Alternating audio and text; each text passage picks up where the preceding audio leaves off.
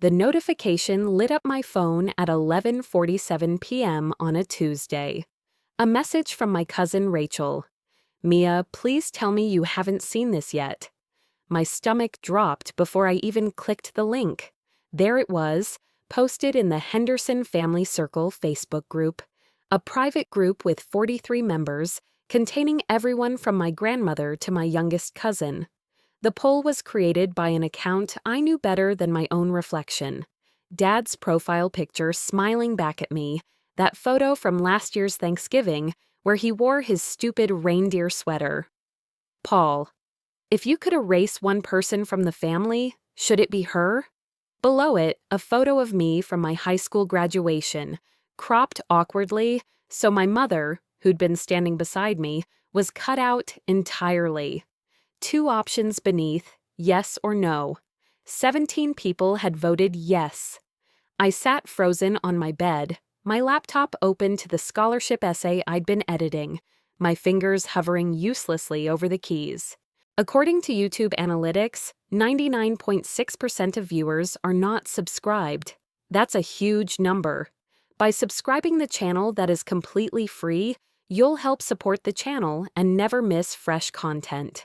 The cursor blinked at me mockingly.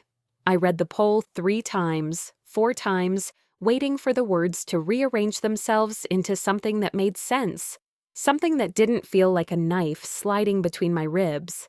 My dad, my own father, the man who taught me to ride a bike, who stayed up with me during every nightmare, who promised that family meant everything. The comments had already started rolling in. "She's always been difficult," Aunt Patricia wrote. "Maybe it's for the best." I voted no, but I understand why people are frustrated, from my Uncle James, which somehow felt worse than a direct attack. "This is harsh, Tom, but someone needed to say it," from my grandmother, my own grandmother who used to braid my hair and call me her little songbird. I clicked on Dad's profile with shaking hands. His last post before the poll was from 6 hours earlier, a photo of him and my stepmother Linda at some wine bar downtown, her hand on his chest, both of them laughing. The caption read, "Finally at peace with our real family. Sometimes you have to cut out the toxicity to let the love grow." The real family. As if I were some counterfeit daughter, some knockoff version that didn't meet quality standards. My phone buzzed. Mom calling. I let it go to voicemail, then a text. "Baby, Rachel told me, I'm so sorry, I'm coming over." I didn't want her to come over. I didn't want comfort or explanations or the inevitable conversation about how Dad had changed since he married Linda 3 years ago, how he'd slowly frozen me out, how I'd gone from his princess to an inconvenience he tolerated during mandatory holiday dinners. I wanted something else entirely. I wanted him to hurt the way I was hurting. The poll stayed up for 3 days. I watched the vote count climb. 21 yes votes. 21 members of my extended family who thought I should be erased, deleted, removed from existence like a bad paragraph in a rough draft. Mom came over despite my protests. She held me, while I cried, then while I raged, then while I went eerily silent. She wanted me to confront Dad, to demand an explanation. She wanted to call him herself, to scream at him for his cruelty. But I had a different idea forming, crystallizing in the cold space where my heart used to be. "I need you to trust me," I told her on the 3rd night, as we sat in my tiny apartment eating takeout that neither of us tasted. "And I need you to let me handle this my way." She studied my face for a long moment. Whatever she saw there made her nod slowly, though worry creased her forehead. "Just promise me you won't do anything that'll hurt you more than it hurts him." I promised, though we both knew I was lying. Step 1 was simple: documentation. I took screenshots of everything: the poll, every comment, every person who voted yes, the wine bar photo with its pointed caption. I backed them up in 3 different places, then sent copies to my best friend Jordan with instructions to keep them safe. Then I started digging. Dad was proud of his social media presence. He posted constantly, political rants, motivational quotes, photos of his perfect new life with Linda and her 2 children, my replacement siblings. He'd built this image of himself as a devoted family man, a pillar of the community, a successful real estate developer who gave back through charity work. But I knew things about him that didn't fit that glossy narrative. I'd lived with him for 18 years. I'd seen behind the curtain. I remembered the year he'd forgotten to file Mom's portion of the taxes when they were still married, leaving her with a massive bill and penalties. I remembered the time he'd promised to pay for my school trip to Washington, D.C., then claimed he never made that promise, forcing Mom to take on an extra shift to cover it. I remembered discovering he'd opened a credit card in my name when I turned 16, running up debt that I'd had to prove was fraudulent. But those were old wounds, personal grievances. I needed something bigger, something public. It took me 2 weeks of careful research, of calling in favors from friends who worked in the county clerk's office, of cross-referencing tax records and property deeds and business registrations. Jordan helped, channeling his computer science degree into the cause. Even Mom contributed, though she pretended not to know exactly what I was planning. What I found was better than I'd imagined. The Henderson Family Foundation, Dad's precious charity that he never shut up about, that funded his pillar of the community reputation, wasn't quite the altruistic endeavor he claimed. The foundation supposedly provided housing assistance to low-income families. Dad was always posting photos of himself handing oversized checks to grateful recipients, always giving speeches at Rotary Club meetings about giving back. But the numbers didn't add up. The foundation took in roughly $200,000 annually in donations. According to the public tax forms, only $40,000 actually went to families in need. The rest? Administrative costs, which mostly meant Dad's salary as executive director, Linda's salary as operations manager, and a variety of consulting fees paid to companies that, upon closer inspection, were registered to Dad's business partners. It wasn't technically illegal, barely, but it was shady as hell. The kind of thing that would make donors very, very unhappy if they knew their money was being used to fund Dad and Linda's wine bar dates instead of actually helping people. I compiled everything into a detailed report, charts, graphs, side-by-side comparisons of donation amounts versus actual distributions, testimonials I'd gathered from families who'd applied for help and been denied, or who'd received far less than they'd been promised. The document was 30 pages long, meticulously researched, impossible to refute. I called it The Real Henderson Family Values. Step 2 required more courage than I thought I possessed. I created a new Facebook account under a pseudonym, Jennifer Morrison, generic enough to be invisible. I used a stock photo for the profile picture, populated the page with a few innocuous posts to make it look real. Then I requested to join the Henderson Family Circle group. Dad approved the request within an hour. He probably didn't even look at the profile, just clicked approve automatically. The irony wasn't lost on me. Once inside, I could see that the poll was gone, finally deleted after 3 days of humiliation. But the damage lingered in inside jokes and subtle references. A comment thread about Sunday dinner plans where someone wrote, "More room at the table now, right?" followed by laughing emojis. I waited until Friday evening when I knew Dad would be at his weekly networking dinner with local business owners. The event was always well attended, always full of people who prided themselves on their charitable giving and community involvement. At 7:15 p.m., I posted my report in the family group. The title was simple.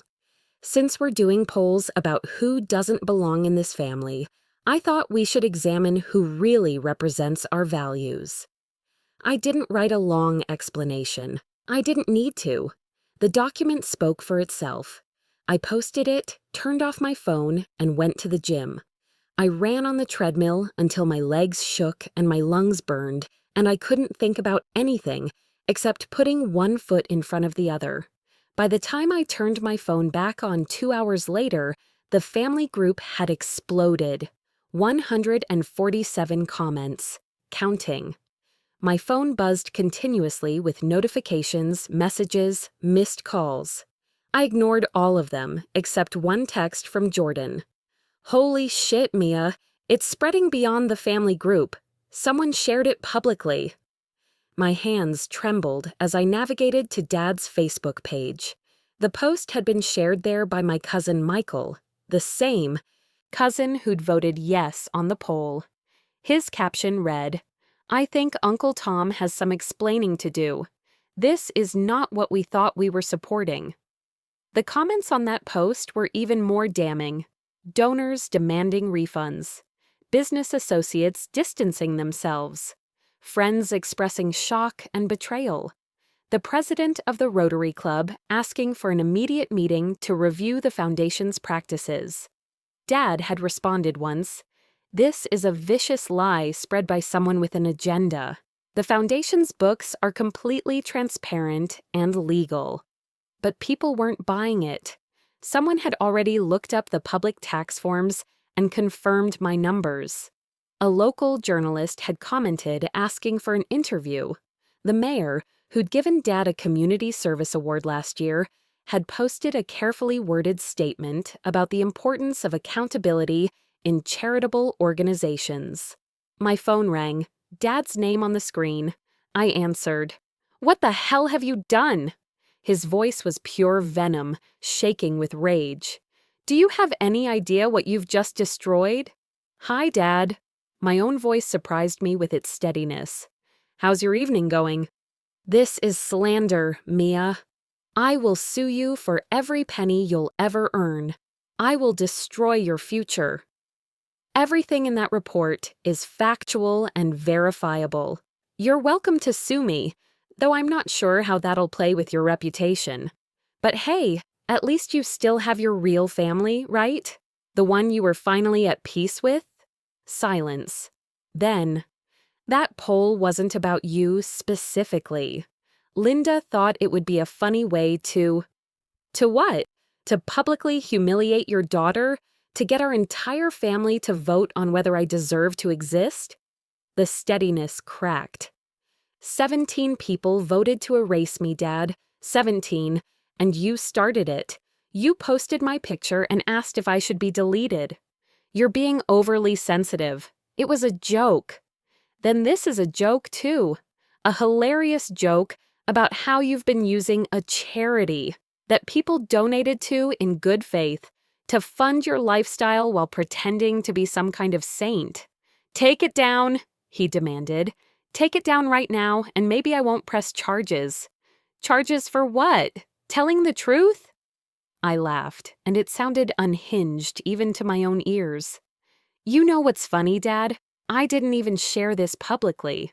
I just posted it in our private family group. But you've pissed off enough people over the years that they're doing the work for me. Michael shared it. Aunt Karen shared it. Even Grandma sent it to her church group. If you think this hurts me more than it hurts you, you're wrong. You'll be the villain here, the ungrateful daughter who attacked her father." "Maybe," I admitted. "Or maybe I'm the daughter who refused to disappear quietly when her father tried to erase her." I hung up. The fallout was immediate and spectacular. By Saturday morning, the local newspaper had picked up the story. The headline read, "Local. Philanthropist's charity under scrutiny after family dispute reveals financial discrepancies." The article was careful, avoiding direct accusations, but it laid out the facts clearly enough. Donations versus distributions. Dad's salary. The questions about whether the foundation was operating in the spirit of its stated mission. The State Attorney General's office announced a review of the foundation's practices. Not a criminal investigation, not yet, but enough to freeze donations and put Dad under intense scrutiny. His business partners started distancing themselves. 3 of them resigned from the foundation's board.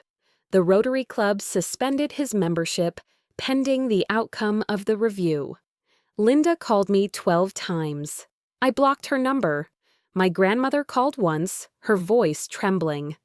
"Mia, honey, what you did, that was cruel." "More cruel than voting to erase me?" I asked quietly. She had no answer for that. The family group had split into factions. Some defending Dad, claiming I'd blown things out of proportion, that family business should stay private. Others supporting me, admitting they'd been uncomfortable with the poll but hadn't spoken up. Still others simply leaving the group entirely, wanting nothing to do with the drama. The poll was brought up repeatedly. Someone had screenshot it before it was deleted, and now it circulated as evidence of what started everything. Dad tried to claim his account had been hacked, that he never posted it, but too many people had seen it in real time. The excuse fell flat. Mom worried I destroyed myself along with him. "Your family will never forgive you for this," she said gently, sitting at my kitchen table on Sunday morning. "They already voted to erase me," I reminded her. "What's there to forgive?" The climax came 2 weeks after my post, at what was supposed to be my grandfather's 80th birthday party. I hadn't planned to attend. I'd already sent my gift and card directly to Grandpa with an apology, explaining I didn't think my presence would be welcome. But Grandpa called me personally. "Mia Rose Henderson, you get your ass to this party. You're my granddaughter, and I want you here." So I went, dressed in a simple blue dress, my armor of composure carefully constructed. Jordan offered to come with me for moral support, but this felt like something I needed to face alone. The party was at Aunt Karen's house, her sprawling backyard decorated with balloons and streamers. About 50 people milled around when I arrived, and the conversations died in a wave as I walked through the gate. Dad stood near the barbecue, Linda at his side. His face went red when he saw me. "She shouldn't be here," Linda announced loudly. "Not after what she did." Grandpa appeared at my elbow, solid and steady. "She's here because I invited her. This is my party, and I want my granddaughter present." "Dad, she tried to destroy Tom's reputation," Aunt Patricia started. "Tom destroyed his own reputation," Grandpa interrupted, his voice carrying across the yard, "by running a charity like his personal piggy bank and by treating his daughter like garbage. I've kept quiet because I don't like airing family business in public, but since we're all here, let's be clear about something." He turned to address the whole party, still holding my hand. 2 weeks ago, most of you voted in a poll asking if Mia should be erased from this family. I didn't vote because I found the entire thing disgusting. This young woman," he squeezed my hand, "has done nothing except exist and try to build a life for herself. She put herself through college. She volunteers at the women's shelter. She calls me every Sunday just to chat." His voice hardened. "But her father, my son, posted that poll. He made her a target. He humiliated her in front of everyone she's supposed to trust. And when she defended herself, when she revealed truths that some of you didn't want to hear, you called her cruel." The silence was absolute. "So here's my poll," Grandpa continued. "Everyone who voted yes to erasing Mia, everyone who thinks she's the problem here, can leave my party right now. I don't want you here." No one moved. "That includes you, Thomas." Grandpa looked at his son with disappointment so profound it was almost physical. "I raised you better than this. You let that woman," he nodded at Linda, "poison you against your own daughter, and you don't even have the decency to be ashamed." Dad's face cycled through several colors. "You don't understand the whole situation." "I understand perfectly. Now get out of Karen's backyard before I have you removed." Linda grabbed Dad's arm, trying to pull him toward the gate, but he shook her off. He stared at me with something I couldn't quite read: fury, hurt, something that might have been regret if I squinted hard enough. "You've ruined everything," he said quietly, meant only for me. "No," I replied, my voice steady despite the tears threatening. "You did that all by yourself. I just made sure everyone could see it." He left. Linda followed. 7 other family members went with them, including Aunt Patricia and Uncle James. The party resumed slowly, awkwardly, but it resumed. People approached me carefully, some apologizing, others simply acknowledging my presence without comment. Cousin Michael, who'd shared my post, gave me a hug and whispered, "I'm sorry I voted yes. I was angry about something stupid, and I took it out on you." I hugged him back, surprised by the forgiveness that came easier than I expected. Grandma found me by the dessert table, her eyes red. "I owe you an apology, little songbird. I got swept up in things, and I forgot what matters most." She touched my cheek. "You matter most." The aftermath stretched over months. The state review concluded that while Dad's foundation wasn't technically breaking laws, it was violating the spirit of charitable giving. They recommended restructuring, oversight, and transparency measures. Most donors declined to continue their support. The foundation limped along for another few months before quietly dissolving. Dad's real estate business took a hit too. Not catastrophic, but enough that he had to downsize, sell the vacation property in the mountains, trade the BMW for something more modest. He and I didn't speak. Not for a long time. The family remained fractured. Some sides with him, most awkwardly, tried to maintain relationships with both of us. A few cut ties with him entirely. The Henderson family circle group eventually disbanded. Too much damage, too many hurt feelings. I waited for regret to hit me, for the guilt to set in, for the moment when I'd realize I'd gone too far. It never came. 6 months after everything exploded, I received a letter in the mail. Dad's handwriting on the envelope. I almost threw it away unopened. But curiosity won. Inside, a single page. "Mia, I don't know how to fix this. I don't know if I can. Linda and I are separating. That's not your fault. Or maybe it is. I don't know anymore. I've had a lot of time to think about what happened, about the poll, about how I treated you. You were right. About the foundation, about me using it the wrong way, about me prioritizing the wrong things, the wrong people, about me being a coward who hurt you because it was easier than dealing with my own issues. I'm not asking for forgiveness. I don't deserve it. But I need you to know that I'm sorry, truly, deeply sorry, for the poll, for the comments, for making you feel like you were worth less than nothing, for betraying you in the worst possible way. You didn't ruin everything. I did. And you had every right to defend yourself. I hope someday you'll let me try to be the father I should have been from the start. But I understand if that day never comes. I love you. I never stopped, even when I acted like I did. Dad?" I read the letter 3 times, cried over it twice, showed it to Mom, who cried too.